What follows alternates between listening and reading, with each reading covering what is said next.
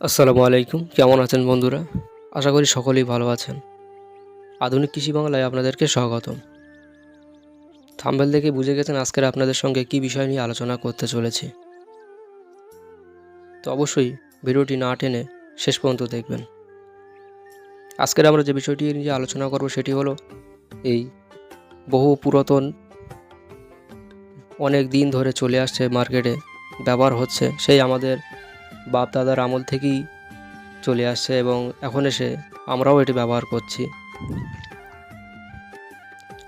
এটি হলো এই ঈগল মার্কা জটায়ু। এই জটায়ুটা আসলে কি কাজে ব্যবহার করতে হয়, কোন কোন ফসলে ব্যবহার করা যায়, কতটা পরিমাণে ব্যবহার করা যায়, সেই যাবতীয় খুঁটিনাটি বিষয় আজকের আলোচনা করব। তো অবশ্যই পুরো ভিডিওর জুড়ে সঙ্গে থাকবেন। স্কিপ করে করে দেখলে সম্পূর্ণ তথ্য আপনি নাও পেতে পারেন, তাই অনুরোধ ভিডিওটি সম্পূর্ণ দেখবেন।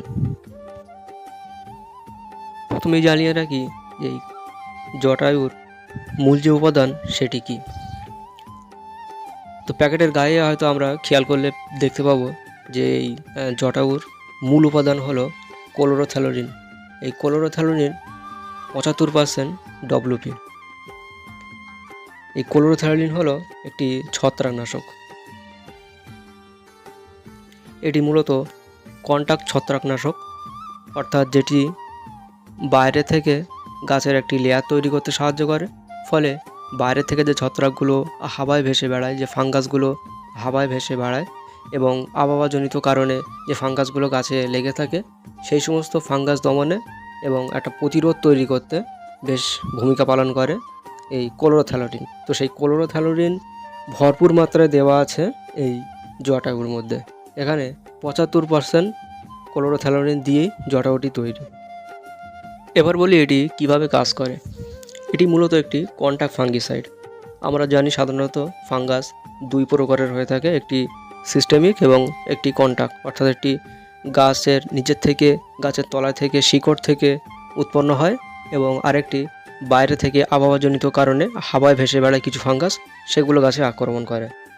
তো এই ক্লোরোথ্যালোনিন অর্থাৎ এই জটায়ুর মধ্যে যে ক্লোরোথ্যালোনিন 75% আছে, এটি গাছের কন্টাক্ট ফাঙ্গাসগুলো রোধ করে, অর্থাৎ যে ফাঙ্গাসগুলো বাইরে থেকে আক্রমণ করে, যেমন গাছের পাতায় দাগ হওয়া, ঝলসা লাগানো, এছাড়াও অ্যান্থ্রাকোনোজল, এই ধরনের কিছু ফাঙ্গাস আছে যেগুলো বাইরে থেকে আক্রমণ করে।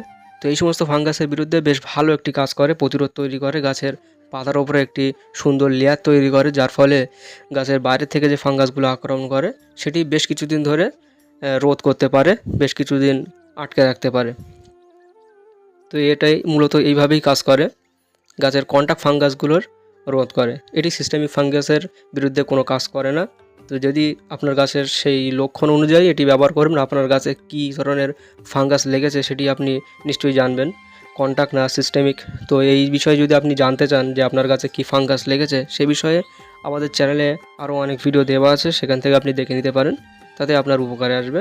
তো মূলত এই জটায়ু অর্থাৎ ক্লোরোথ্যালোনিন এটি কন্টাক্ট ফাঙ্গাসের বিরুদ্ধেই কাজ করে। এবার বলি এর মাত্রা সম্পর্কে। এই মাত্রা নিয়ে অনেক সময় সমস্যা হয়ে থাকে। তো এটি প্রতি 15 লিটার পানিতে 30 থেকে 45 গ্রাম পর্যন্ত ব্যবহার করা যায় রোগের ধারণ অনুযায়ী। তো একবার ব্যবহার করার পর যদি মনে হয় আবার 2 দিন বাদে স্প্রে করবেন, তাতে ভালো হবে। পরপর স্প্রে করলেই যে পাওয়ার রেস্ট্রিকশন হয়ে যাওয়ার একটা ব্যাপার থাকে, সেটি এই জটায়ুর মধ্যে তেমন প্রবণতা নেই। তারপরেও একটু গ্যাপ দিয়ে দিয়ে ব্যবহার করবেন এবং এর মাঝায় যদি মনে হয় যে রোগের ধারণ খুব বেশি, সেক্ষেত্রে গ্রুপ চেঞ্জ করে অন্য কোনো ওষুধ ব্যবহার করতে পারেন।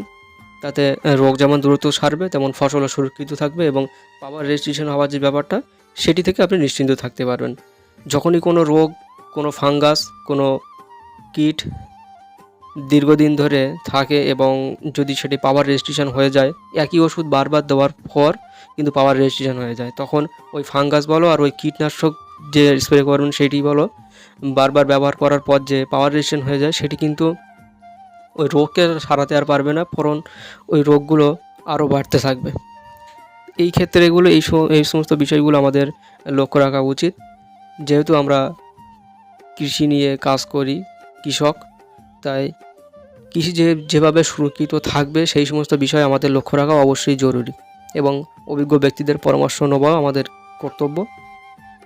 আর এটি মূলত সব ধরনের সবজি ফসলই ব্যবহার করা যায়। তো আশা করি জটায়ু সম্পর্কে আপনি একটি মোটামুটি ধারণা পেয়েছেন। আরও যদি জানতে চান তাহলে আমাদের কমেন্টসে জানাবেন, আমরা তার যথাযথ উত্তর দেওয়ার চেষ্টা করব।